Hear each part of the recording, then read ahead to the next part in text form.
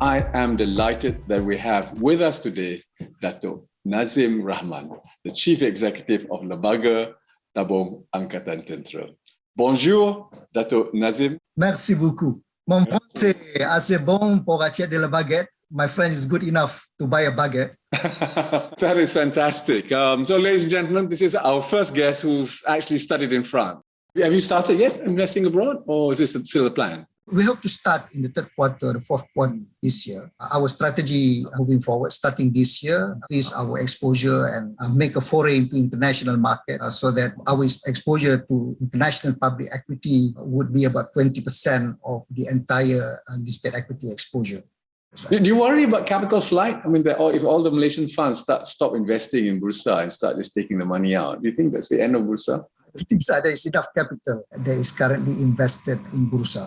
But I think for us to achieve the objective of providing a stable and sustainable return, we have got to diversify across asset classes, as well as diversification across sectors, as well as across markets.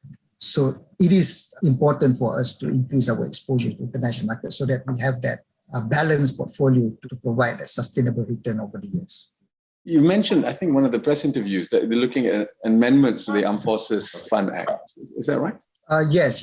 That's what we are doing now. And we think that on this 50th anniversary is the right time for us to make that significant switch, the transformation from an investment fund model into a retirement fund. So that model will be reflected in the amendment of the Act in terms of the kind of asset classes that we are investing, in terms of the governance framework we are putting in place, in terms of the composition of the board. How do we enhance the composition in terms of expertise and skills, putting in the right people on investment panel. So those are some of the frameworks that we are putting in place under these amendments. And it's the first time, for example, that we are putting a provision of a government guarantee on the retirement fund.